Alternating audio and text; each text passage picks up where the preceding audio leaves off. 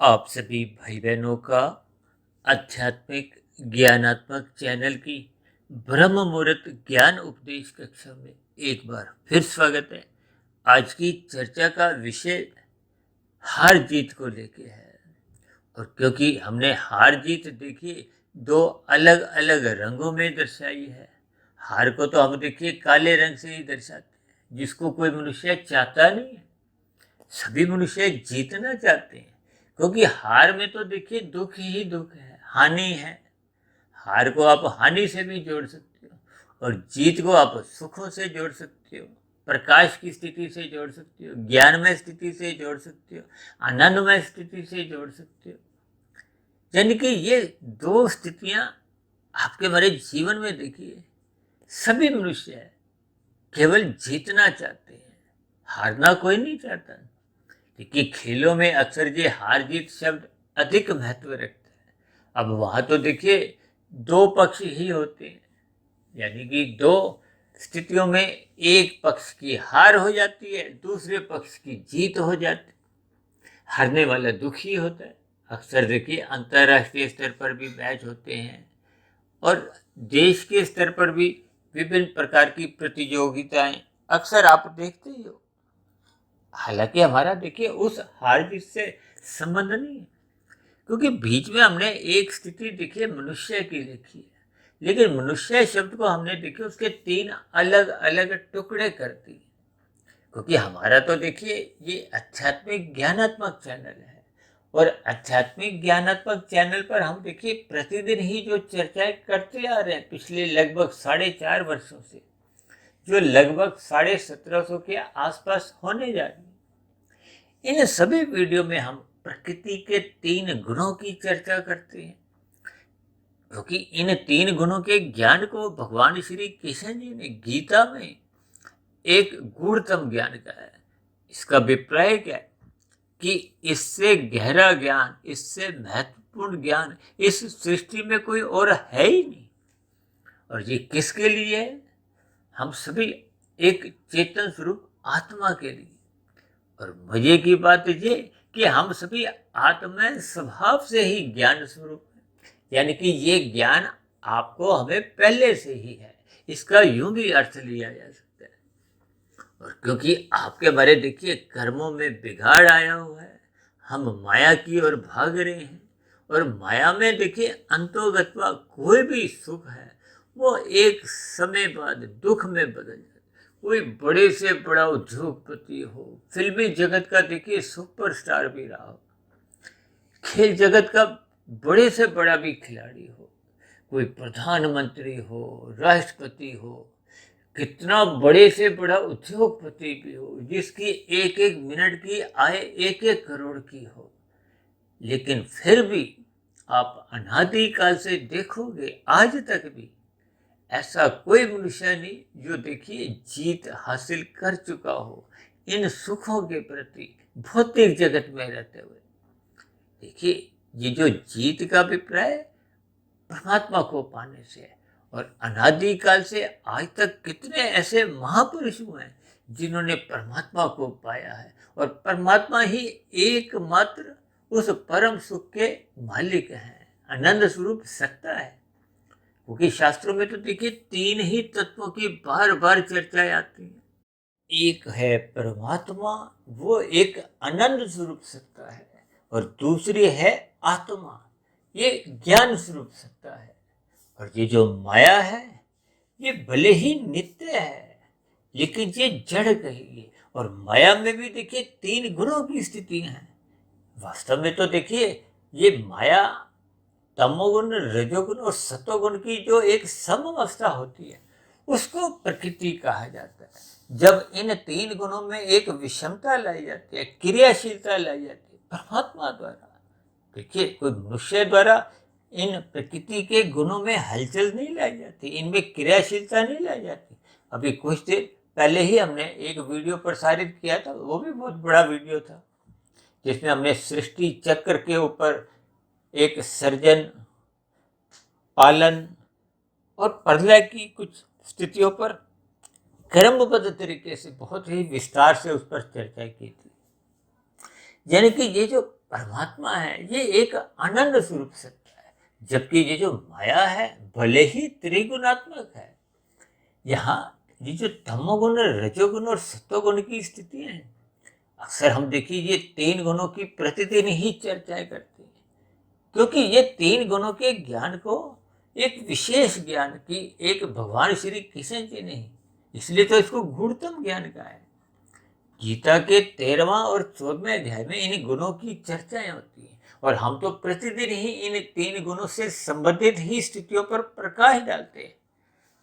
और मनुष्य इन तीन गुणों का अपने जीवन में जितना जितना संग करता है, देखिए संग का फिर रंग मनुष्य के अंतःकरण में पड़ता है, उसका स्वभाव बनता है।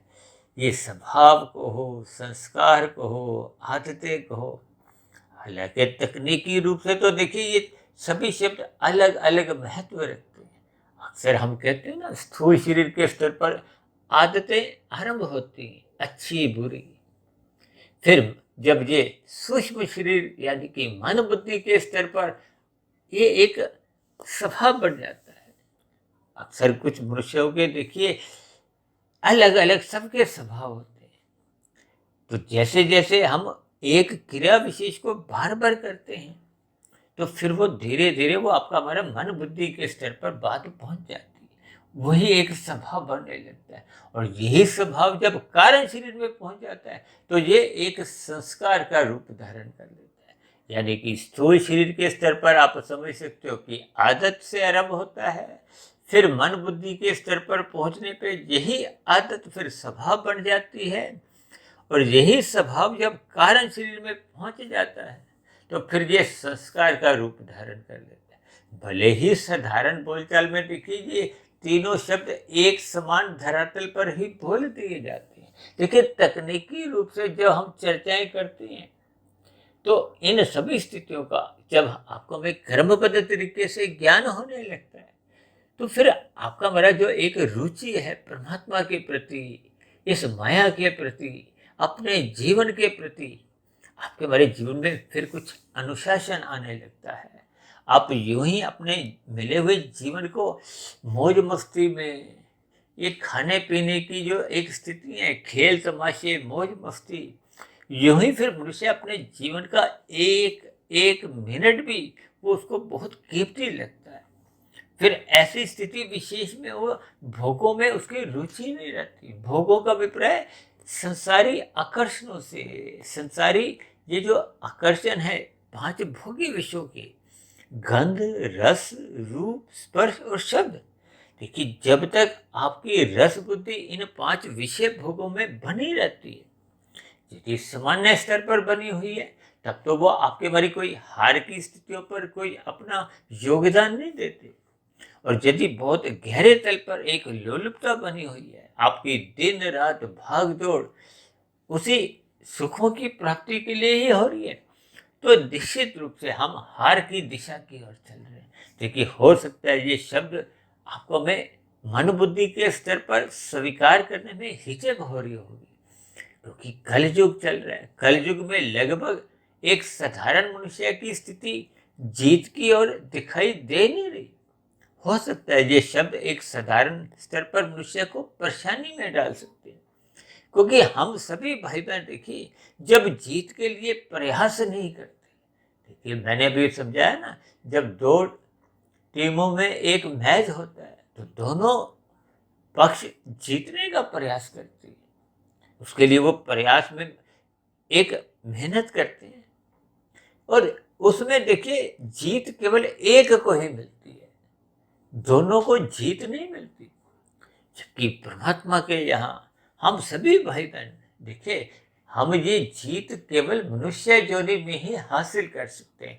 एक पशु जीत नहीं सकता, एक पक्षी जीत नहीं सकता, एक कीड़ा मकोड़ा जीतने की स्थिति में नहीं, क्योंकि 84 लाख प्रकार की योनियों में 80 लाख प्रकार की तो देखिए वो निकृष्ट योनियां हैं, जो मनुष्य योनि में मिले हुए अवसर को जीत में बदल नहीं सके थे।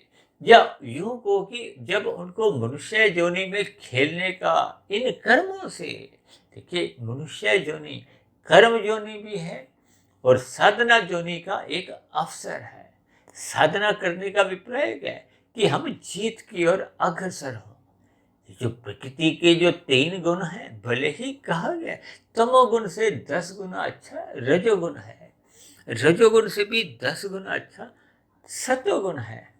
और इसी बात को आधार में लेते हुए हमने चर्चा को आगे रखते हुए कि इस सतोगुण से भी 10 गुना अच्छा तो देखिए विशुद्ध सतोगुण है, जिसको आप मायातीत महापुरुषों से भी जोड़ सकते हो, आत्मा से भी जोड़ सकते हो। और परमात्मा तो देखिए विशुद्ध सत्वगुणी सत्ता है ही। और अक्सर इन सभी स्थितियों को हम 1, 10, 100, 1000 से जोड़ते हैं, ताकि देखिए ये 1, 10, 100, 1000 की कोई स्थितियों का वर्णन कोई शास्त्रों में नहीं है। ये तो परमात्मा की प्रेरणा से 22-25 वर्ष पहले कब देखिए ये सूत्र बना।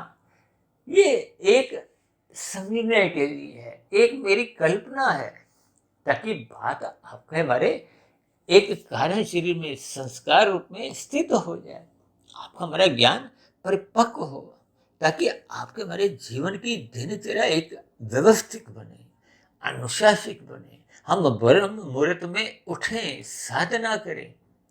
क्योंकि कर्म योनि एक साधारण स्तर पे है। कर्म योनि का अभिप्राय देखिए, हम सभी भाई बहन कर्मफल सिद्धांत से जुड़े रहते हैं। जैसे हम यातायात में अपना वाहन चलाते हैं, कौन वाहन चला सकता है? जिसके पास उसका एक लाइसेंस होता है।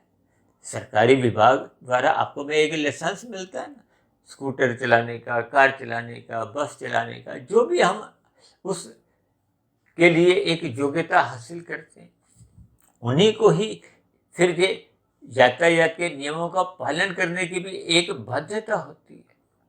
और जो उस नियमों का पालन नहीं करता, फिर उसके चालान करते हैं।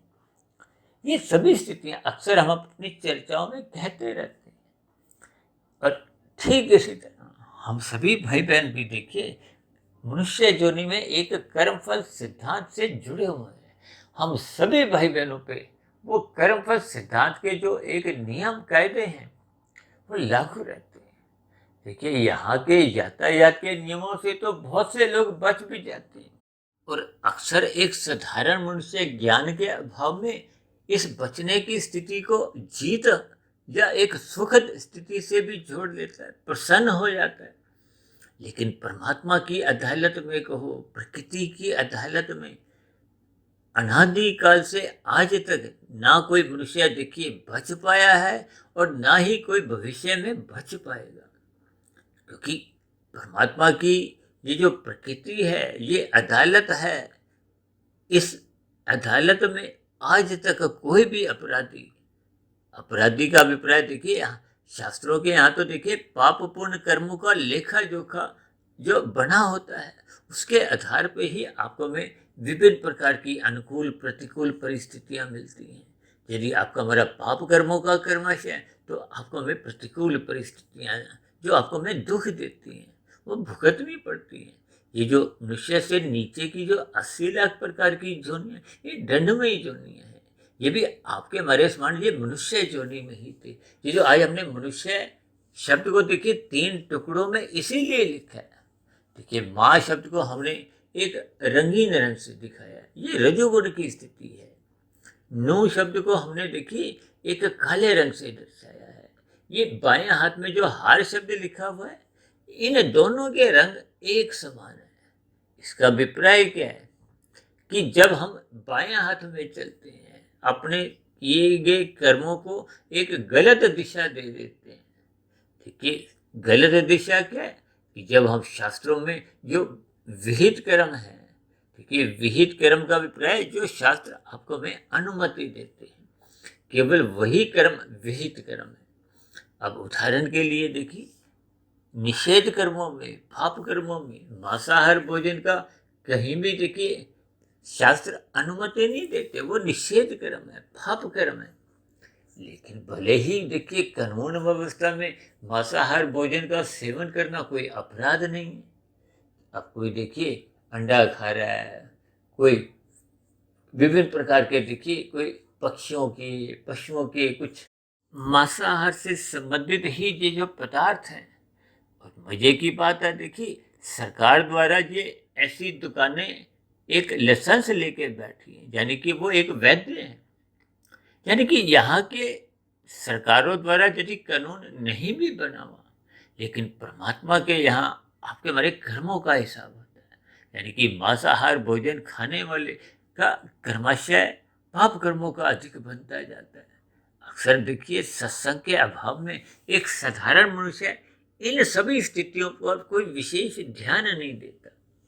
इसलिए तो देखिए मनुष्य योनि में अक्सर हो सकता है, देखिए इस बात से एक साधारण मनुष्य परिचित ना भी हो, इसको ना भी स्वीकार करता हो, लेकिन कलयुग में देखिए ये जो आपके हमारे व्यवहार की जो एक स्थितियां हैं, ये हार की ओर ही जा रही है। क्योंकि जब हम देखिए पाप कर्म अधिक करते जाते हैं, शास्त्रों में तो कहा गया ना कि मनुष्य की मरने के बाद की जो एक स्थितियां हैं, वो कारण शरीर के ऊपर निर्भर करती है। हमने एक वीडियो बनाया था लगभग 3-3.5 वर्ष पहले, मनुष्य के मरने के बाद का अगला जन्म।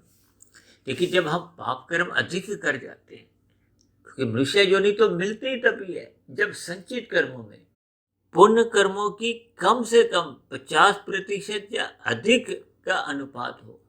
यदि ये अनुपात कम रह जाता है, पाप कर्म अधिक हो जाते हैं, तो फिर चाहकर भी मनुष्य की योनि प्राप्त नहीं होती।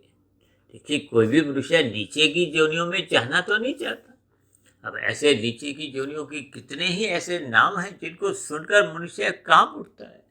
लेकिन फिर प्रकृति की अदालत में आपके बड़े कर्मों का लेखा जोखा के आधार पे ही आपको हमें नंबर मिलते हैं, योनियां मिलती है।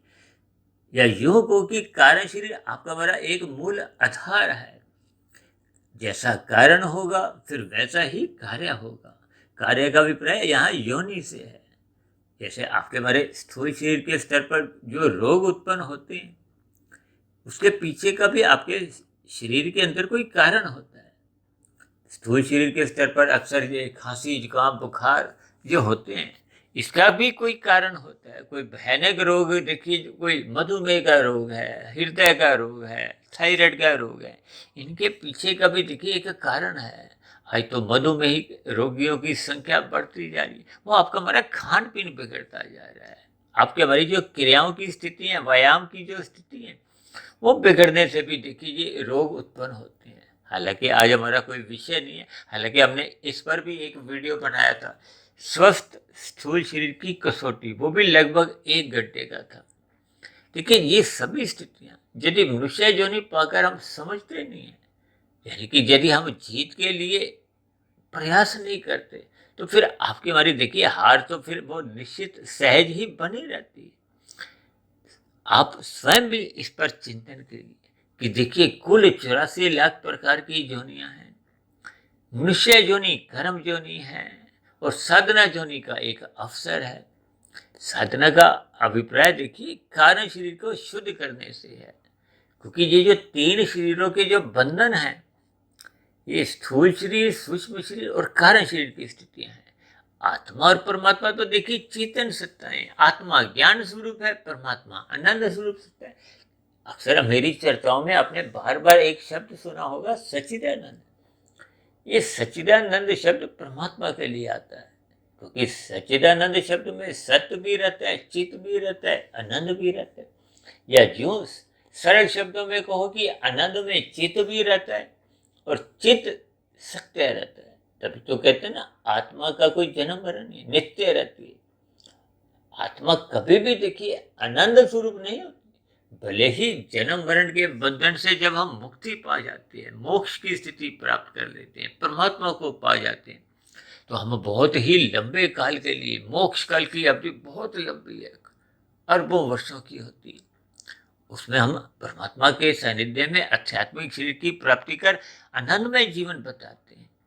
यानी कि आपका मेरा आनंद परमात्मा के ही बराबर होता है। लेकिन हम तकनीकी रूप से आनंद स्वरूप नहीं हो जाते, हम केवल ज्ञान स्वरूप ही रहते हैं।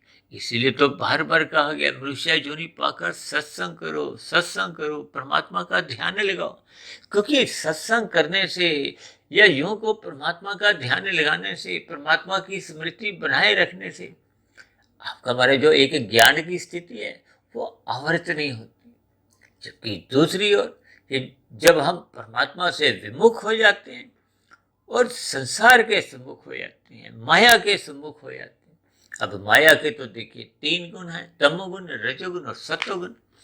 इन 3 गुणों का हम जिस गुण विशेष का संग करते हैं उसका फिर रंग आपके हमारे जीवन में दिखाई देता है। इसलिए तो हमने ये मनुष्य की देखिए 3 अलग अलग स्थितियां दिखाई हैं।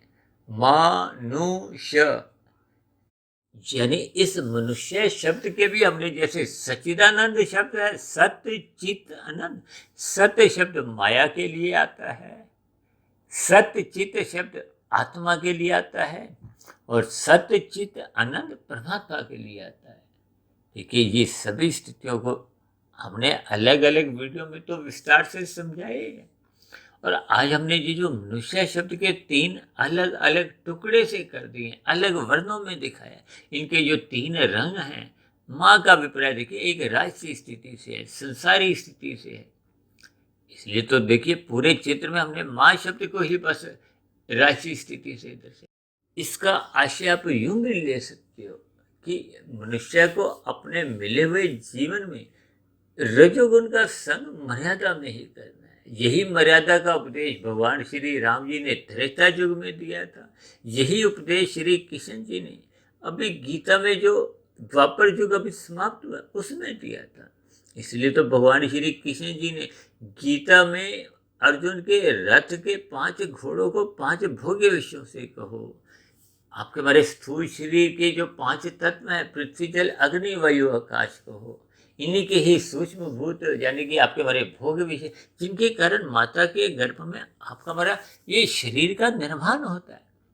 देखिए कोई रेडीमेड शरीर नहीं होता, बना बनाया शरीर तो नहीं। ये जितने भी देखिए जोनियां हैं, इनके शरीर का निर्माण होता है। ये निर्माण प्रक्रिया देखिए कारण शरीर, सूक्ष्म शरीर, आत्मा परमात्मा की, ये सभी स्थितियां देखिए, क्योंकि मृत्यु तो केवल स्थूल शरीर की होती है। ये जो हम बार बार कहते रहते हैं ना कि उसकी मृत्यु होगी, इसका अभिप्राय ये नहीं कि कारण शरीर भी मर गया या सूक्ष्म शरीर भी मर गया। देखिए कारण शरीर ही यदि मर गया तो फिर तो हम जन्म मरण के बंधन से मुक्ति पा जाएंगे, वो तो मोक्ष की स्थिति है। यानी कि स्थूल शरीर के रहते रहते यदि हमने कारण शरीर मार दिया, कारण शरीर मारने का अभिप्राय देखिए शास्त्रों में तकनीकी रूप से कहा गया उसको हमने शुद्ध करना है। क्योंकि कारण शरीर में जैसे जैसे हम स्थितियां बना लेते हैं, कारण शरीर आत्मा का पड़ोसी है। देखिए जैसे कहते हैं ना तमोगुण रजोगुण ये पास पास है, ये पड़ोसी हैं। और रजोगुण और सतोगुण ये थोड़े दूर की स्थिति है। कहते हैं ना तमोगुण 1 है, रजोगुण 10 है, सतोगुण 100 और विशुद्ध सतोगुण को 1000 से हम संबोधित करते हैं। जो अभी मैंने समझाया ना 10 गुना के आधार पर, तो 1 और 10 देखिए पास पास है। जो जो मनुष्य देखिए राशि होता है, संसार में एक अधिक रुचि रखता है, उससे कब कितने पाप कर्म होते रहते हैं, ज्ञान के अभाव में उसको बोध नहीं रहता। देखिए राशि मनुष्य का सत्संग होता है लेकिन बेमन से होता है, आधा अधूरा ही होता है। देखिए इन सभी स्थितियों से आपको मैं कोई बुरा नहीं मानना। इन सभी स्थितियों से देखिए रजोगुण से हमें सतोगुण में जाना है। इसीलिए तो शास्त्रों में विभिन्न प्रकार के कर्मकांड रचे गए। ये कर्मकांड इसीलिए रचे गए ताकि मनुष्य सतोगुण में जाए, फिर सतोगुण में जाके वहां रुके। रुकने का अभिप्राय क्या है कि फिर सतोगुण तो देखिए 100 की स्थिति है और परमात्मा है 1000 की स्थिति। उस 100 से 1000 के बीच की ही जो एक यात्रा है, उसी को ही साधना आप समझ सकती हो। कर्म योग, ज्ञान योग, भक्ति योग, जिसका उल्लेख गीता में भगवान श्री कृष्ण जी ने ये 3 योग की स्थितियां समझाई हैं। योग का अभिप्राय देखिए जो हम समाज में पार्कों में देखते हो, जो आसन लगाने वाली स्थितियां, उससे नहीं लिया जाता। भले ही देखिए संसार में अंतर्राष्ट्रीय योग दिवस ये जो मनाया जाता है, अच्छी बात है, स्थूल शरीर को स्वस्थ रखना अच्छी बात। लेकिन शास्त्रों में तो देखिए मन बुद्धि का ही सारा खेल है, कारण शरीर का ही सारा खेल है। क्योंकि मन बुद्धि जब बिगड़ जाते हैं, बिगड़ने का अभिप्राय आपका हमारा जब ये अंतःकरण बिगड़ने लगता है, अंतःकरण की स्थितियों का ही देखिए विशेष महत्व है। ये स्थूल शरीर के स्तर पर उतना महत्व नहीं है। हालांकि कर्माशय में तो 100% स्थूल शरीर की ही भागीदारी होती है। देखिए स्थूल शरीर के स्तर पर हम जो जो कर्म करते हैं, अच्छे बुरे, वो तो एक अलग स्थिति है, उसका एक कर्माशय बनता है। क्योंकि जब हम सुख पाने के लिए ही कर्म करते हैं, जब दुख दूर करने के लिए कर्म करते हैं, दोनों के भावार्थ तो एक ही है कि हम सुख चाहते हैं। दुख तो कोई नहीं चाहता, चाहे कोई पक्षी हो, कीड़ा मकोड़ा भी हो। और मनुष्य तो देखिए कोई भी ऐसा नहीं होगा जो दुख चाहता हो। इस सुख प्राप्ति के लिए ही मनुष्य देखिए पाप कर्म भी कर जाता है। कोई मनुष्य देखिए दुख पाने के लिए पाप कर्म नहीं करता, सुख पाने के लिए। ये जो लोग मनुष्य अचेत होने की स्थितियों में शराब का सेवन करते हैं, मादक पदार्थ खाते हैं, और आजकल तो देखिए कितने ही लोग ऐसे हैं जो गुटखा तंबाकू दिन में ही मुंह में रखते हुए सारा दिन में यहाँ वहाँ थूकते भी रहते हैं। उनको उसमें ही एक सुख लगता है, भले ही वो अपने आप को अचेत स्थितियों में भी पाते हैं। लेकिन जब हम अपने मिले हुए जीवन में अचेत होना चाहते हैं, अचेत होने का अभिप्राय क्या है? देखिए मनुष्य से नीचे की तो सभी जोनियां भगवान ने अचेत की है, ताकि उनको दुखों का बोध नहीं हो। यदि हम मनुष्य जोनि पाकर, मनुष्य जोनि को तो परमात्मा ने देखिए पूर्ण रूप से सचेत बनाया है। और हम तो बार बार कहते रहते हैं सात्विक बुद्धि बनाए रखो, सत्संग करो। सात्विक बुद्धि तो तभी बनती है जब हम श्रद्धापूर्वक सत्संग करते हैं। इसलिए बार बार कहा जाता है ब्रह्म मुहूर्त में उठो, क्योंकि वो सत्वगुण की एक शुद्धतम स्थिति है। अक्सर मनुष्य उस ब्रह्म मुहूर्त में ही सोया रहता है, रात को देरी तक जागता है। तभी तो ये हम अक्सर कहते हैं ना 24/7 की स्थितियां, ये भोग प्रेरित है। सातों दिन 24 घंटे मनुष्य विषय भोगों का सुख भोगना चाहता है। ये विषय भोग क्या है? ये आपके बड़े स्थूल शरीर के सूक्ष्म भूत ही हैं। इनका एक सजातीय संबंध है। इसीलिए तो स्थूल शरीर के स्तर पर विषय भोगों के प्रति एक लोलुपता बनी रहती है। इसको तो शास्त्रों में भी स्वीकार किया गया, इसको इंद्रिय दोष कहा गया। लेकिन शास्त्रों में ही दूसरी ओर कहा गया कि मनुष्य के लिए सत्संग करना अनिवार्य है। अनिवार्य यूं क्योंकि यदि हम सत्संग नहीं करते तो फिर हम सत्वगुण में स्थित नहीं होते। जब हम सत्वगुण में स्थित नहीं होते तो फिर आपकी बड़ी स्थिति क्या होती है? रजोगुण या तमोगुण की। अब रजोगुण में यदि हम स्थित होते हैं तो वहां अक्सर भोगों में आपको में प्रमाद आने लगता है। अब प्रमाद की स्थितियां आपको में अच्छेद करती हैं। हम असावधानी की स्थितियों में जीने लगते हैं। और कहते हैं ना, यातायात में अक्सर आपने ऐसे बोर्ड भी पढ़े होंगे, विशेष रूप से देखिए पहाड़ी इलाकों में, सावधानी हटी दुर्घटना घटी। इसका अभिप्राय क्या है कि जैसे ही मनुष्य रजोगुणी विषय भोगों का सुख भोगता है तो फिर वो प्रमाद में आने लगता है। प्रमाद में फिर ये सत्संग की बातें, ज्ञान की बातें मनुष्य को सुनना अच्छा नहीं लगता।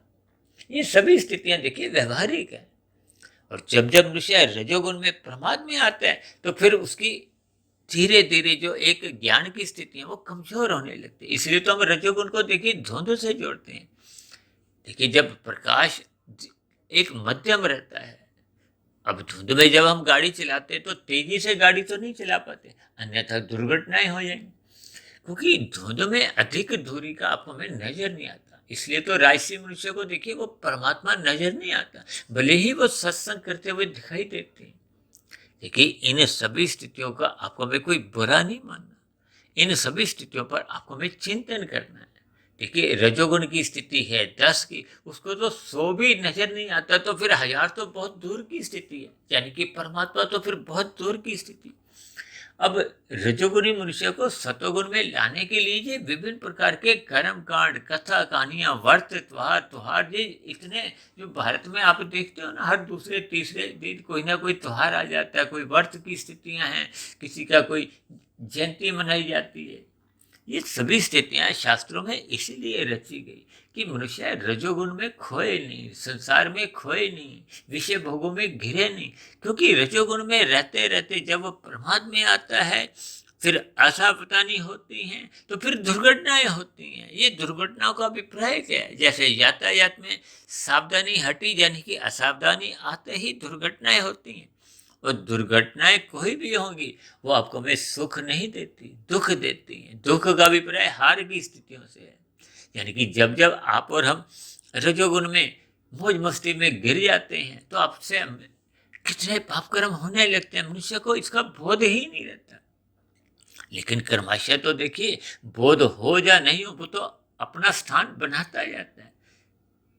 हमने अभी कहा था ना कि संचित कर्मों में जब पुण्य कर्मों की न्यूनता रह जाती है, पाप कर्मों की अधिकता हो जाती है। देखिए, संचित कर्मों का अभिप्राय होता है जो हम वर्तमान जीवन में जो जो नए नए कर्म करते हैं उनको क्रियामान कर्म कहते हैं। वो क्रियामान कर्म देखिए, उनमें से जो फल दे देते हैं वो तो एक प्रारब्ध माना जाता है, उनको हमने भोग लिया। अब जो भोगे नहीं जाते, क्योंकि सभी कर्मों का तो फल कोई फटाफट नहीं आ जाता, कोई हफ्ते में आता है, कोई महीने में, कोई 10 साल में, कोई 50 साल में, कोई 100 साल में, हजारों वर्षों बाद। इसलिए तो ऐसे फिर कर्म कहाँ जाएंगे, वो संचित कर्म में जाते हैं। जिन कर्मों को अभी फल आया नहीं होता वो संचित कर्मों में होते हैं। जो मनुष्य जोनि में हम पहले भी जो रह चुके थे, उनके भी जो अभी कर्म अभी हम पके नहीं, वो भी संचित कर्मों में ही रहते हैं। संचित कर्मों के आधार पे ही जो हम अलग अलग स्थितियां बताते हैं, ये जो पाप पुण्य कर्मों की जो तुल्यता वाली बात, वो संचित कर्मों के आधार पे होती है। क्योंकि हम मनुष्य योनि में हम जन्म ले चुके हैं, तो इसका अभिप्राय क्या है कि माता के गर्भ में आते समय, देखिए, जन्म तो हमारा उस क्षण विशेष से ही माना जाता है जब वो आत्मा का प्रवेश माता के गर्भ में होता है। आत्मा का प्रवेश का अभिप्राय परमात्मा का प्रवेश। आत्मा परमात्मा ये दोनों इकट्ठी है। देखिए, आत्मा ज्ञान स्वरूप है, परमात्मा आनंद स्वरूप है। ये चेतन सत्ताएं के रहने से ही ये शरीर का निर्माण होता है। देखिए, जड़ में अपने आप कोई क्रिया नहीं होती। आपके हमारे घरों में जितने भी पदार्थ रखे हैं, यंत्र रखे हैं, उनमें जब चेतनता आती है, शक्ति आती है, आत्मा भी एक शक्ति है, परमात्मा भी एक शक्ति है। एक ज्ञान स्वरूप है, दूसरी आनंद स्वरूप है। आनंद में ज्ञान बना रहता है और ज्ञान सदा नित्य रहता है। जबकि माया वो तो जड़ है, क्योंकि वो चेतन नहीं है। देखिए, ये सभी स्थितियों पर अक्सर हमारी चर्चाएं बहुत हो चुकी हैं। अब 1740-50 जो हमने वीडियो अब तक प्रसारित किए, तो इन सभी वीडियो के नाम पढ़ने से ही आपको अलग अलग कुछ संदेश, शिक्षा, ज्ञान की स्थितियां मिलेंगी। उनसे हम जैसे जैसे अपने जीवन में एक सकारात्मक परिवर्तन लाते हैं, ज्ञान में स्थितियां उत्पन्न करते हैं। ज्ञान में स्थितियां उत्पन्न करने का इतना ही अभिप्राय है कि ज्ञान तो आपके हमारे भीतर पहले से है, क्योंकि हम चेतन स्वरूप आत्मा है। ये जो माया के गुणों का हम जैसे जैसे संग करते हैं, देखिए, सत्वगुण का संग करने से आपके हमारा कोई ज्ञान आवृत नहीं होता। वो तो सत्वगुण है, वो प्रकृति का एक शुद्धतम स्थिति है। और उसी सत्वगुण में देखिए देखिए एक साधारण सत्वगुण होता है, एक ये जो ब्रह्म मुहूर्त की स्थिति है, जो हम बार बार कहते रहते हैं, सूर्य निकलने से पूर्व के जो 2 घंटे 40 मिनट की स्थिति है, वो एक ब्रह्म मुहूर्त की स्थिति है। ब्रह्म शब्द परमात्मा के लिए आता है, मुहूर्त का अभिप्राय समय से है। अक्सर हम उसको 2 घंटे 40 मिनट का एक समय बताते हैं। इसलिए तो परमात्मा की प्रेरणा से, लाभ के दृष्टिकोण से, जीतने के दृष्टिकोण से मैं पिछले 22-25 वर्षों से ही 1, 1.5, 2 बजे तक उठ जाता हूँ, ताकि ये ब्रह्म मुहूर्त का समय अधिक लंबा हो। देखिए, हमने कुछ महीने पहले एक वीडियो बनाई थी ना, ब्रह्म मुहूर्त की स्थिति, 2 घंटे 40 मिनट, 8 घंटे, 24 घंटे। देखिए, जब हम मायातीत की स्थिति में पहुंच जाते हैं तो आपके हमारी जो ब्रह्म मुहूर्त की स्थिति ये 24 घंटे की बनी रहती है। जब कार्यशील में पूर्ण रूप से शुभ संस्कार बन जाते हैं, बुरे संस्कार दग्ध बीज हो जाते हैं, तो फिर वो मायातीत की स्थिति है, वो जीतने की स्थिति है। अन्यथा हम देखिए, जीत ना भी हासिल कर सके वर्तमान जीवन में, कम से कम हमें जीतने का प्रयास तो करना होगा, साधना करनी होगी, क्योंकि उस जीत की दिशा की और हम जितना जितना चल जाते हैं। अब अभी हमने बताया ना, 100 और 1000 के बीच की जो यात्रा है, अब 100 से हम 150 पे पहुंच सकते हैं, 200 पे, 250 पे, 300 पे, 350 पे, 400 पे। जैसे ही हम देखिए 500 से आगे पहुंच जाते हैं, तो फिर आपके हमारे जीवन का जो एक लक्ष्य है, देखिए, लक्ष्य तो भले ही पहले भी बना हुआ है, लेकिन फिर जैसे कहते हैं ना, तराजू के 2 एक बाट होते हैं ना, जब एक में वजन अधिक होता है, देखिए, जब हम 50% से आगे पहुंच जाते हैं, तो इसका अभिप्राय क्या है कि फिर वो उसका परमात्मा की ओर सहज ही एक झुकाव बना ही रहता है 24 घंटे। फिर 50% से अधिक हो या 550 से अधिक की स्थिति में फिर वो आपकी हमारी जो एक साधना है वो तेजी से होती है। देखिए, कर्म योग आरंभिक स्थिति है, फिर ज्ञान योग है, फिर भक्ति योग है। अक्सर भगवान ने कई जगह ऐसा भी कहा है ना कि मैं अपने भक्त का जोग क्षेम सहन करता हूँ, ज्ञानी का और कर्मी का नहीं बोला। अक्सर हम इन स्थितियों को भी, मैंने कुछ वीडियो में शायद ऐसा भी बोला है कि कर्मी का भगवान उंगली पकड़ लेते हैं, ज्ञानी का वो पूरा हाथ पकड़ देते हैं। जबकि भक्त के लिए तो उन्होंने ऐसा भगवान जी ने कहा है कि मैं भक्त को अपने गोद में ही उठा कर देता हूँ। देखिए, ये सभी भावपूर्ण जो एक स्थितियां होती हैं, ये एक गहरे चिंतन पे ही उत्पन्न होती हैं। इसलिए तो हम बार बार कहते रहते हैं कि सत्वगुण का संग करो, सत्संग करो, ब्रह्म मुहूर्त में उठो। ये जो हमने मनुष्य की भी देखी, ये जो 3 अलग अलग वर्णों में 3 स्थितियां दिखाई हैं। अब नू का अभिप्राय देखिए, नुकसान से भी आप समझ सकते हो, काले रंग की हार सी स्थितियां हैं। और ये जो हमने नीचे अलग जो सफेद रंग से शय लिखा है, जैसे हम कहते हैं ना, हमें गुरु की आज्ञा में रहना है। हम जैसे स्कूल में देखिए पढ़ने जाते हैं, पढ़ने का अभिप्राय है कि हम विद्यार्थी बनते हैं, विद्या का एक अध्ययन करते हैं, विद्या ग्रहण करते हैं। इसी तरह गुरुकुल में कहा जाता है ना, एक गुरु और शिष्य का जो एक संबंध होता है। गुरु आपको हमें परमात्मा का ज्ञान सिखाता है, सही गलत की पहचान करवाता है, और हम शिष्य बन के देखिए उन सभी बातों को ध्यान से सीखते हैं और अपने जीवन में व्यवहार में लाते हैं। तभी तो आपका हमारा भी जीवन देखिए एक सात्विक बनता जाता है, परमात्मा को पाने का फिर लक्ष्य बनता है। उसी शिष्य से ही देखिए जो उसका अंतिम शय है, उसको आप मनुष्य से याद जोड़ सकते हो। देखिए, परमात्मा की प्रेरणा से ये सभी स्थितियां जब हम अपने वीडियो के चित्र में दर्शाते हैं, तो इस पर आपको में एक गहन चिंतन करना है, ताकि आपका बड़ा सत्वगुण बढ़े। मनुष्य जो नहीं तो मिली ही सत्वगुण बढ़ाने के लिए है।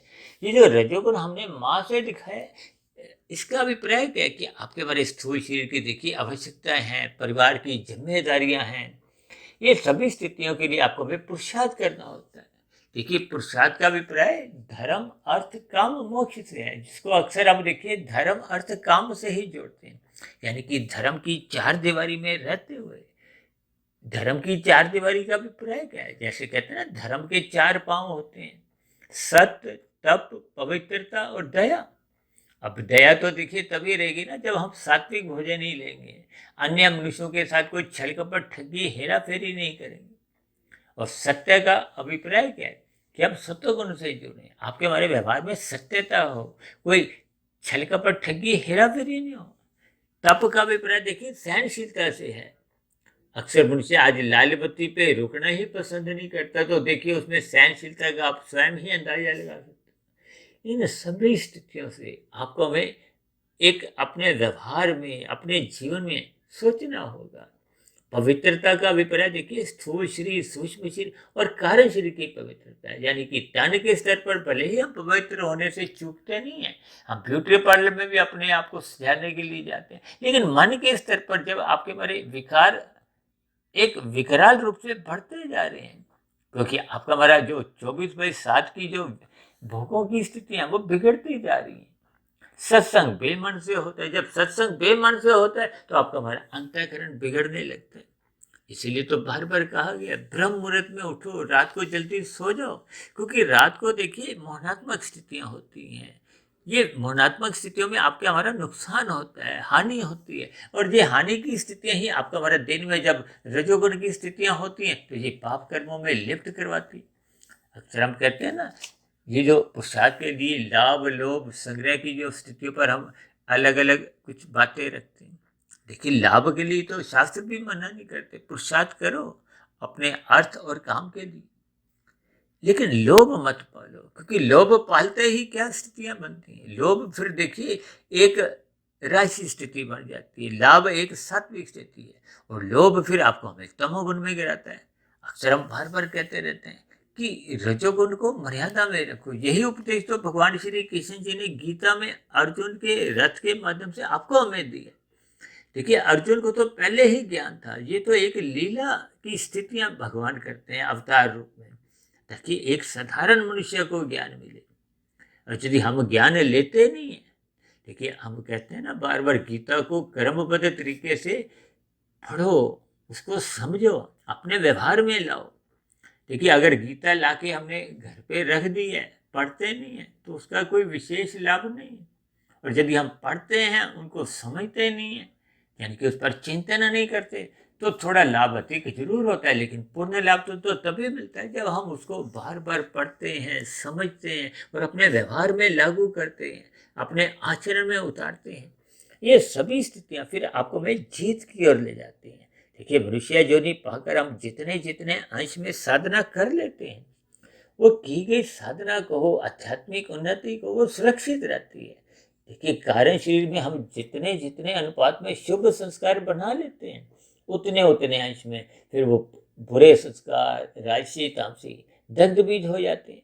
जब उतने अंश में बुरे संस्कार दग्ध बीज हो जाते हैं, तो फिर मन बुद्धि के स्तर पर उनको भोगने की कोई फुर्ने ही नहीं आते।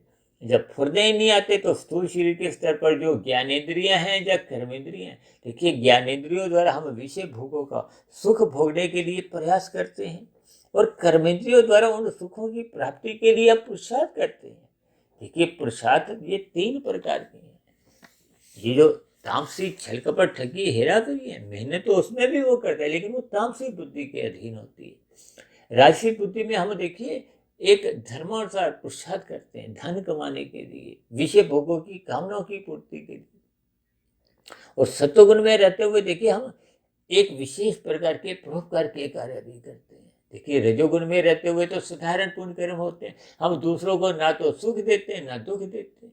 जबकि तमोगुण में हम दूसरों को दुखी करके ही उनका छीना झपटी करते हैं, अपने सुख के लिए हम दूसरों को दुख देते हैं।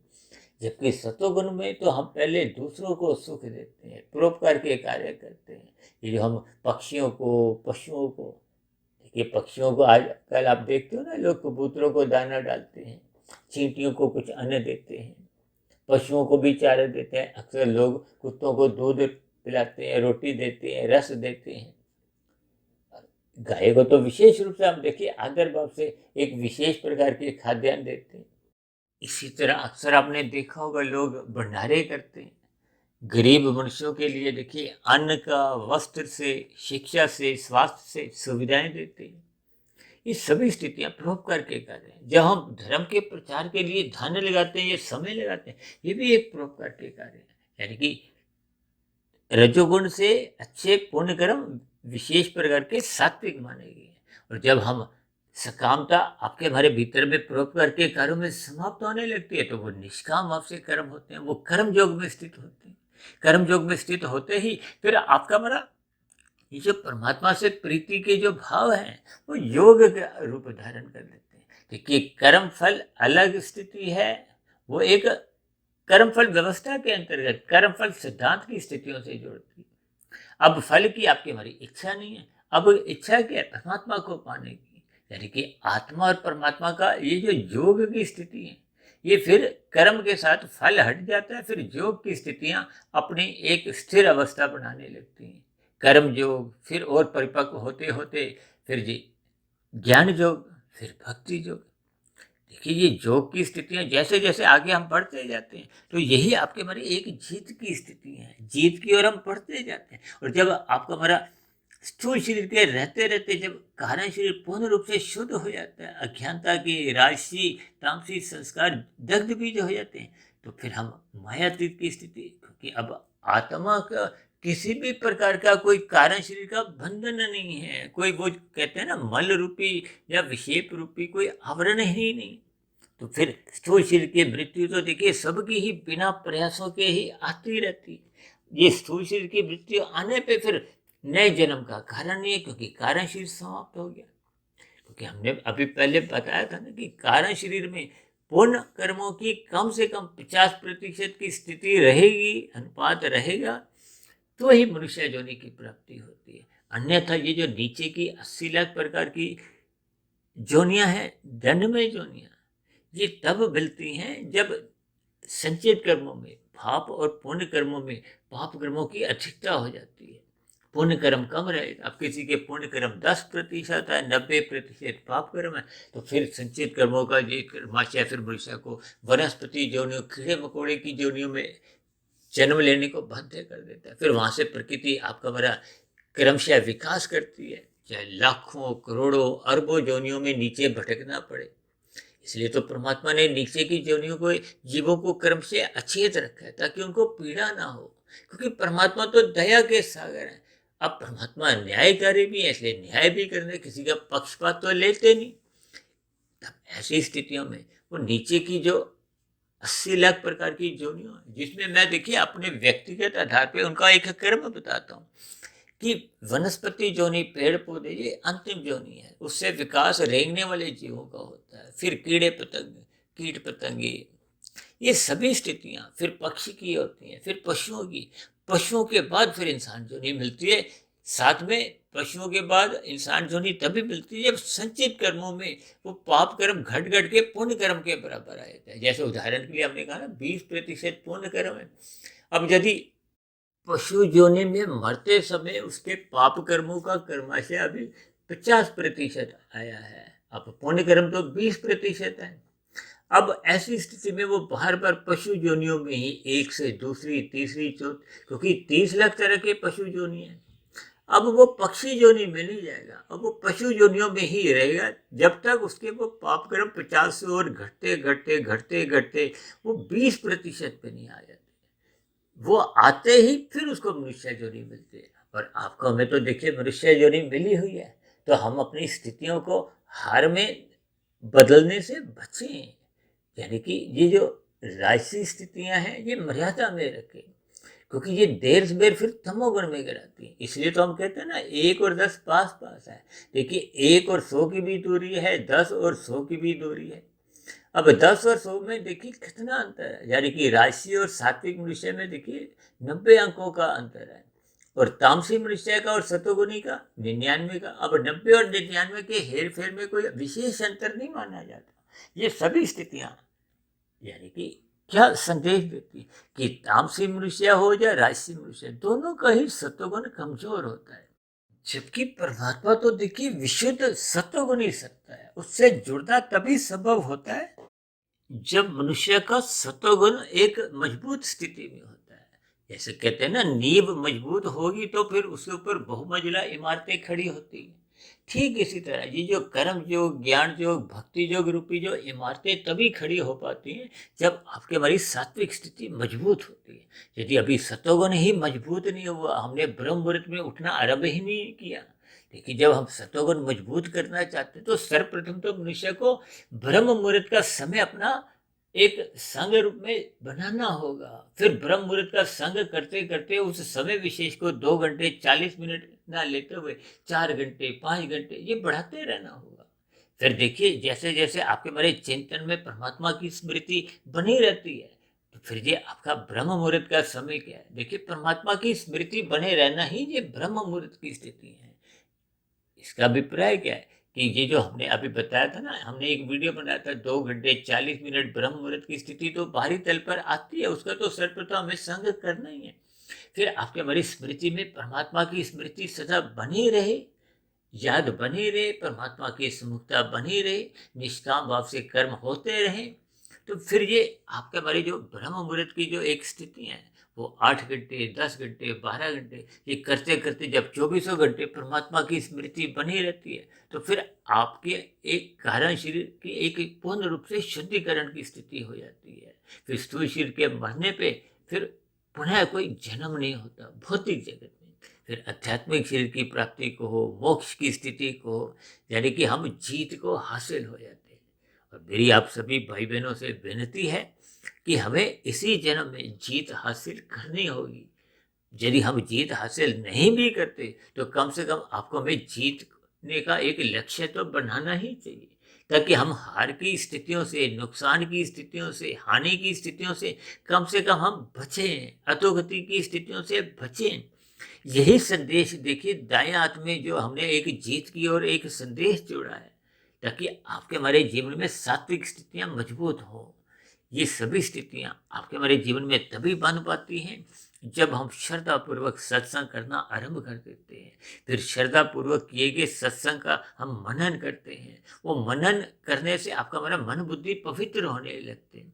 फिर उस दिशा की ओर हम जितना जितना बढ़ते जाते हैं, कहते हैं स्थूल शरीर की स्तर पर जब श्रद्धापूर्वक सत्संग होता है तो ये 1% की सफलता है। जब हम मन बुद्धि के स्तर पर उस पर चिंतन मनन करना आरंभ करते हैं तो ये 10% की स्थिति है। फिर मनन की स्थितियां मजबूत होती हैं, 10 से 12, 15, 20, 30, 40। जब तक ये 100 पे नहीं पहुंचती तो इसका अभिप्राय क्या है कि कारण शरीर में अभी तक शुभ संस्कार बना नहीं। कारण शरीर में शुभ संस्कार बढ़ते ही फिर वो आत्मा के ऊपर किसी भी प्रकार के वो आवरण नहीं होता। फिर आत्मा और परमात्मा का तो देखिए पहले ही जाते संबंध है, जैसे लोहा चुंबक की ओर चिपक जाता है। ये सभी स्थिति आपको हमें ज्ञान पूर्वक समझनी होगी ताकि आपके हमारे जीवन में ये जीत की स्थितियां बने। तो ऐसी सभी शुभ स्थितियां, जीत की स्थितियां हम सभी भाई बहनों के जीवन में बनने लगे, उस दिशा की ओर हम चलने लगे। इन्हीं शब्दों के साथ, इन्हीं शुभ कामनाओं के साथ चर्चा विशेष को अब यही विश्राम देते हैं। शाम को फिर मिलते हैं संध्या बेला ज्ञान कक्षा में। तब तक आप अपने आध्यात्मिक में सुधीर भाटिया फकीर को इजाजत दें। आप सभी भाई बहनों की ये जीत की स्थितियां जल्द से जल्द बनते हुए आगे ही आगे आप बढ़ते जाएं, इसके लिए मेरी ओर से बार बार बहुत बहुत शुभकामनाएं। फिर भी चर्चा संबंधित आपके मन में कोई प्रश्न उठ रहे हो, कोई मेरी कही गई बातों पे आपको किसी प्रकार की कोई आपत्ति हो, शिकायत हो, या मेरे इस आध्यात्मिक ज्ञानात्मक चैनल के प्रति कोई आपका कोई सुझाव हो, इन सभी स्थितियों को आप नीचे दिए गए कमेंट्स बॉक्स पर जाकर विस्तार से लिख सकते हैं। और चर्चा विशेष को ध्यानपूर्वक सुनने के लिए, धैर्यपूर्वक सुनने के लिए आप सभी भाई बहनों का भी बहुत बहुत धन्यवाद।